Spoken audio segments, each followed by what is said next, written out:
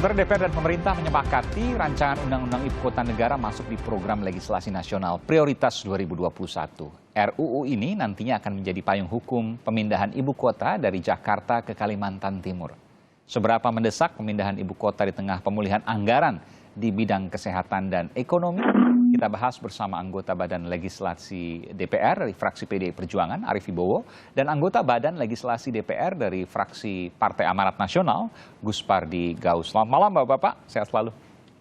Selamat malam, Iya. Assalamualaikum warahmatullahi wabarakatuh. Waalaikumsalam warahmatullahi wabarakatuh. Dengan Aiman, Kompas TV. Saya ingin ke Pak Mas Arief. Mas Arief, jadi masuk ke dalam Prolegnas, Program Legislasi Nasional Prioritas, saya garis bawahi prioritas, terkait dengan ibu kota negara yang baru di Kalimantan Timur. Apa artinya?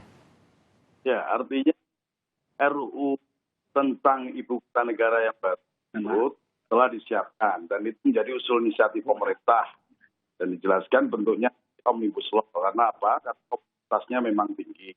Nah, kita tunggu pemerintah, ya, naskah akademiknya, draftnya, kemudian nanti di DPR apakah dibahas oleh satu komisi tertentu atau oleh pansus misalnya, panitia khusus, itu nanti kita akan tunggu pembahasan berikutnya. Tapi paling tidak dengan dimaktubkannya rancangan undang-undang ibu kota yang baru, ya, telah disiapkan satu skenario bahwa memang pemindahan ibu kota baru itu dari Jakarta ke daerah di Kalimantan Timur tersebut memang menjadi misi atau program yang serius dan itu sudah termaktub dalam rancangan rencana bangunan jangka panjang nasional. Bahkan pada tanggal 16 Agustus 2019 sudah disampaikan oleh Presiden, kemudian tanggal 26 Agustus menjadi 26 Agustus menjadi keputusan pemerintah bahwa rencana pemindahan ibu kota memang satu kebijakan yang serius dan akan dilaksanakan oleh Presiden Jokowi. Hanya saja memang tentu akan dilakukan secara bertahap. Menteri Bappenas mengumumkan tahun ini mudah-mudahan bisa diletakkan batu pertamanya. Nah, kemudian alas hukumnya pun dalam bentuk undang-undang juga harus diselesaikan secara baik, secara matang, mendetail, komprehensif, dan tidak menimbulkan komplikasi hukum atau kontraksi hukum dengan undang-undang yang lain. Jadi banyak hal yang memang harus diselesaikan. Tetapi sekali lagi, kalau disinggung-singgung soal pembiayaan, sebenarnya dari APBN kita hanya sekitar 90 triliun, artinya tidak sampai 20%. Tentu akan tetap disesuaikan dengan problem yang dihadapi oleh bangsa ini yang fokusnya adalah satu, soal kesehatan masyarakat, dan kedua adalah pembangunan ekonomi.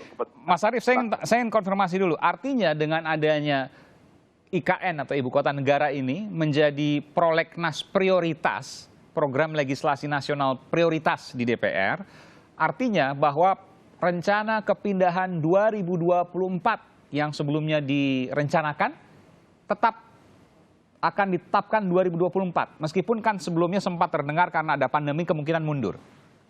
Ya, tetap akan 2024. Tapi apakah 2024 nanti desain yang sudah disiapkan di mana akan dibangun kantor presidenan, kemudian gedung DPR MPR di sana, kemudian untuk yudikatif akan dibangun gedung Mahkamah Agung dan sebagainya yang memang perlu dibangun.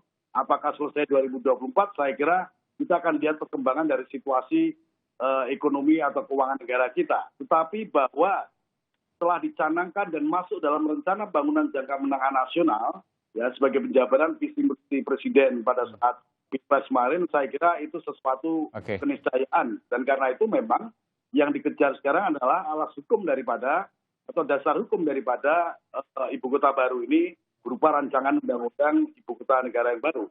Oke, saya ke Bung Gus Pardi. Bung Gus Pardi, Anda optimis juga 2024 pindah walaupun sempat terkendala oleh pandemi COVID-19 karena alokasi anggaran banyak kemudian buyar? Ya, terima kasih. Perlu saya beritahu kepada masyarakat Indonesia bahwa undang-undang IKN ini belum pernah dibahas. Artinya? Baru masuk kepada prolegnas tahun 2021. Oke, artinya apa, Bung Gus? Artinya adalah bahwa belum ada konsep terhadap RUU tersebut, baik naskah akademik dan lain sebagainya. Artinya sebagai dasar hukum, kami Komisi Balik, ya Komisi 2 dan Balik, belum mendapatkan. Karena apa? Karena wajar, karena memang baru disahkan keputusan fraksi-fraksi itu pada tanggal 9 Maret 2021. Oke. Dan baru kemarin tanggal 23 Maret diparipurnakan prolegnas tahun 2021 di mana salah satu di antara prolegnas itu termasuk tentang RUU IKN.